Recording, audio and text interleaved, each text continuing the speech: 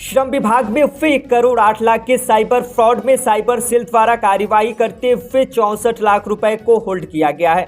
आपको बताते चले कि बीते दिनों श्रम विभाग से 1,08,00,000 रुपए की ऑनलाइन फ्रॉड हुआ था, जिसमें 1 फरवरी को साइबर सेल में FIR पंजीकृत कराई गई थी, जिसमें गलत तरह से कई अलग अलग खातों में 1,08,00,000 रुपए ट्रांसफर किए गए थे।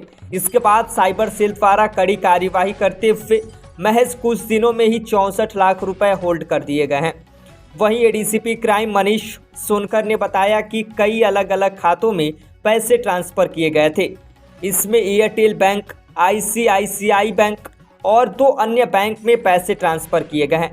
ज़्यादातर पैसे मुरादाबाद के एक CSC केंद्र के रजिस्टर्ड खाते में भेजे गए थे। वहीं पूरे प्रकरण के लिए टीम गठित कर दी गई है। जल्द से जल्द उचित कार्यवाही की जाएगी।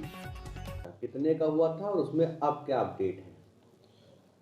अभी इसको घोटाला कहना बहुत अर्ली स्टेज होगा। एक साइबर फ्रॉड की FIR श्रम विभाग द्वारा साइबर थाने कानपुर नगर में जो है पंजीकृत कराई गई है, जिसमें 1,08,00,000 रुपए से ज़्यादा की रकम जो है वो फ्रॉडस्टर द्वारा अवैध तरीके से बिना सही वेरिफिकेशन करे हुए गलत नाम पते के मजदूरों के नाम से निकाल लिए गए हैं, जिसके क्रम में तत्काल विधिक कार्रवाई करते हुए अभियोग पंजीकृत करने के उपरांत संबंधित जो बैंक्स हैं, जिन बैंक खातों में पैसे गए थे, उनको सही समय पे कम्युनिकेशन किया गया, जिसके कारण कुल अब तक फ्रॉड रकम की 64 लाख रुपए तक के लगभग की रकम हम लोगों ने होल्ड करा दी गई है।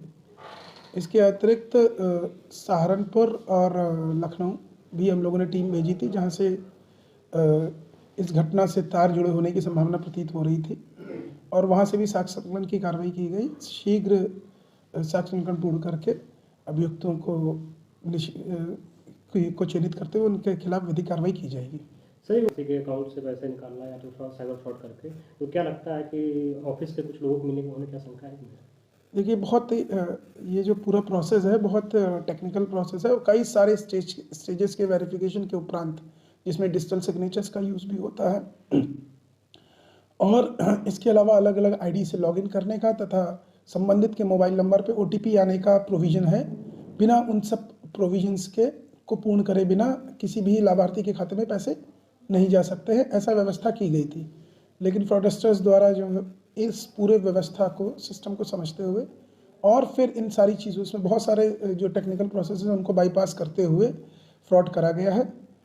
तो जिससे ये लगता है कि वो आदमी बहुत करीब से इस पूरे प्रोसेस को जान रहा था। इसके अलावा वो हो सकता है कि कोई टेक्निकल व्यक्ति हो जो विभाग से जुड़ा हुआ हो या कोई व्यक्ति हो जो कि इस पूरे प्रोसेस को जान रहा है। उससे प्राप्त जानकारी के क्रम में अभियुक्तों द्वारा ये कार्रवाई की गई है। सर, ये जो होल्ड रुपए आपने, तो वो कितने खातों से किया और कैसे किया है? वो 4 विभिन्न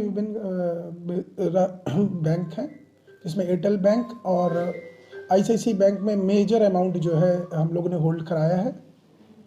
और वो जो रेगुलर प्रोसेस होता है साइबर क्राइम होने के उपरांत, जो हम लोग के पास नोडल के कम्युनिकेशन है, मेल्स हैं, उन पे हम लोग तत्काल मेल करते हैं तथा उन लोगों को जरिए मोबाइल भी जो है अवगत कराया जाता है कि शीघ्र इस पर कार्रवाई करके पैसे को होल्ड करा लिया जाए।